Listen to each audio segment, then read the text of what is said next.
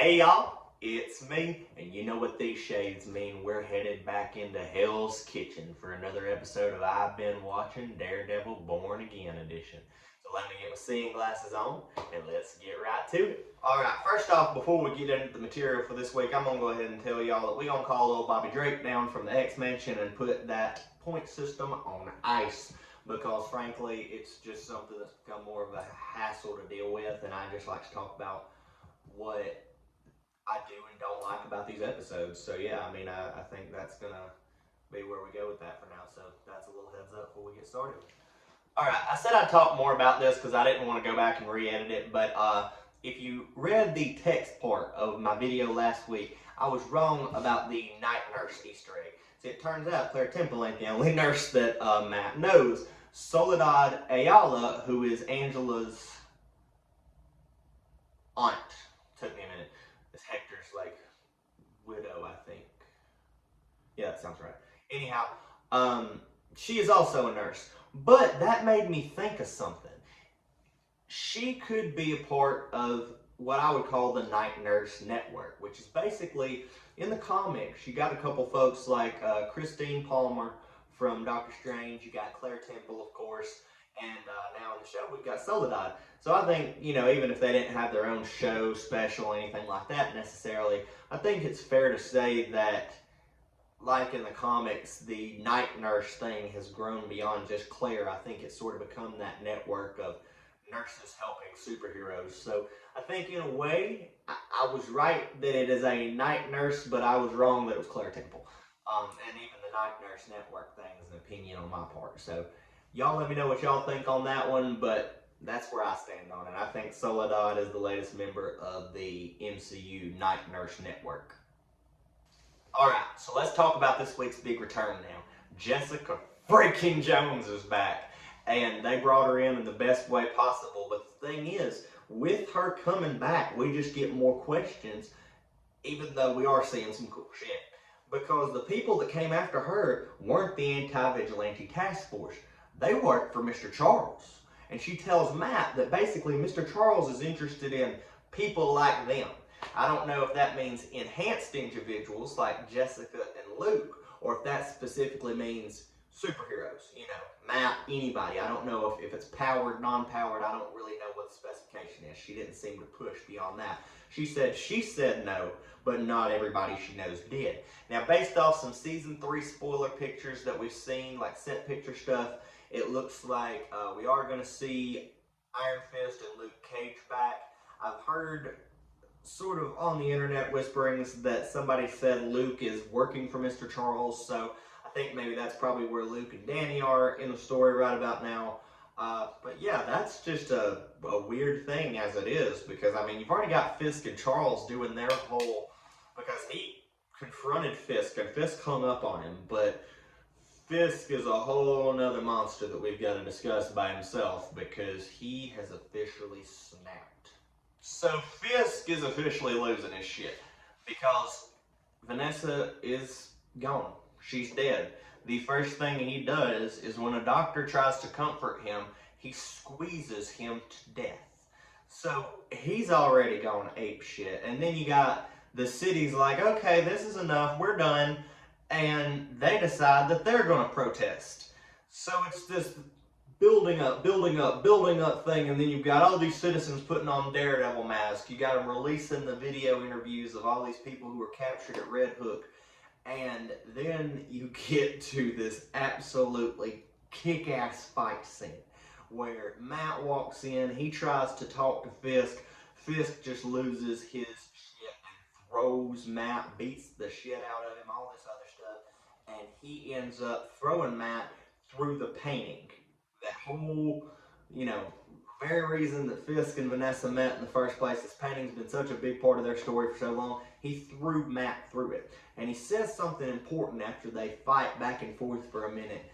And it's something that it's very true, and it makes me wonder how we're going to finish off this season. He says, so what will you do with me? Arrest me? You cannot. Kill me?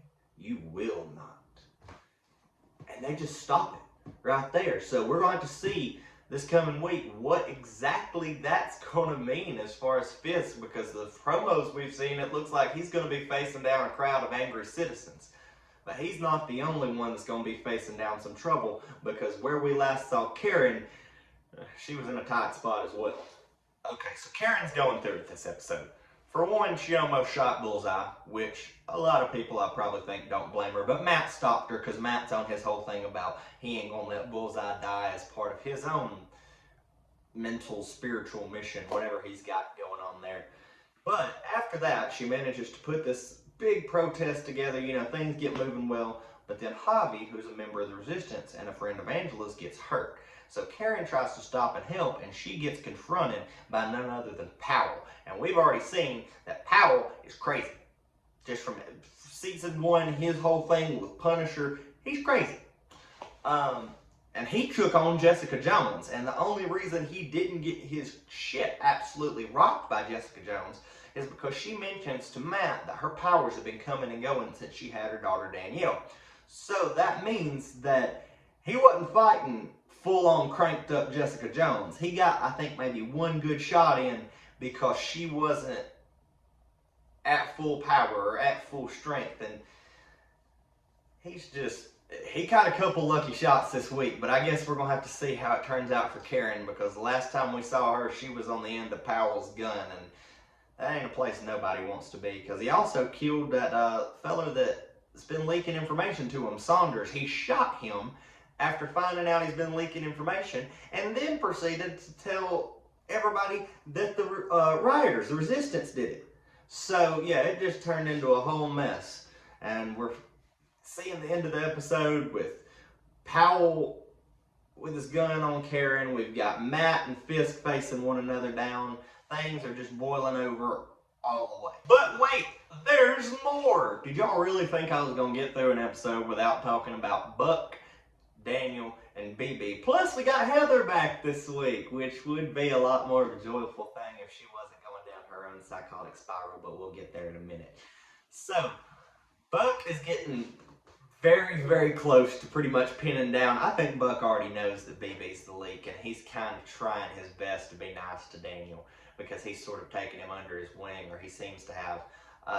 In Daniel's department, we saw his mom and a photo of his father, so it seems for now that while they could be doing one of their classic Marvel redirects, it seems for now that the theory of Daniel being the son of Wilson Fisk could be put to rest. Could he still end up being the Rose in the future? Maybe. We don't really know about all that. But he even confronts BB point blank and tells her, he says, I can't keep saving you from him, and shows her that Buck is calling him. So there's a confrontation coming there. I don't know if it's going to be Buck versus BB, Daniel versus Buck. You know, I don't know how that's going to turn out. I really hope that it ends for BB better than it ended for her uncle. God rest him. But, yeah, so there's already a fight boiling there. And as if Buck wasn't being creepy enough, he runs into Heather. And now Heather's been hallucinating ever since season 1 because of her situation with Muse. She hates vigilantes now, but we've also apparently seen some potential spoilers to her future in these set pictures from season 3, because there appears to be a Lady Muse walking around. So it's possible that that's what's happened with that as well. So Heather's going down this dark path. She stole a ring from Vanessa's jewelry box. And then she gets in this conversation with Buck about their violent urges, and he tells her to choke him. And she does. So yeah, there's just, I don't know if you would, I ain't even gonna call that love, y'all. Like, I ain't even gonna say they're in love. They're crazy. They're crazy matches. That's all it is. Is his crazy matches are crazy, apparently. And I'm pretty sure the way that's going, she might end up trying to kill him for real. Well, we don't know that. I mean, I'm just saying, if they're going the Lady Muse route, I'm a little worried for Buck's safety for now, because Heather's getting unhinged. I don't even know what to say about that one, man. She's been getting worse and worse. I'm saying, like, great character development, but, like, she is spiraling really bad. So, let's see how that turns out. But my theory on that one is she is on her way to becoming Muse 2, Lady Muse, whatever you want to call her. But I do think that she is on her way to taking over that role. Okay, so where does that leave us for this upcoming episode? Well, in some awesome parallels I've seen between the Devil's Reign comic and the fight, people have shown some pretty cool things. Matt got some great shots in. Kingpin got some great shots in, but they've sort of hit a stalemate. So that's where they're at. Karen has got Powell's gun pointed at her right now. Angela's gone to get help. I'm pretty sure Bullseye's still locked up in Frank's bunker. So, yeah, that's pretty much where we're at right now. The shit's boiling over pretty bad, and Daniel, Buck, BB, that's all coming to a head, and now apparently Crazy's meeting Crazy with Buck and Heather because their little psychotic romance is blooming. So that's it for this week, y'all. I'll see y'all next time on I Been Watchin'.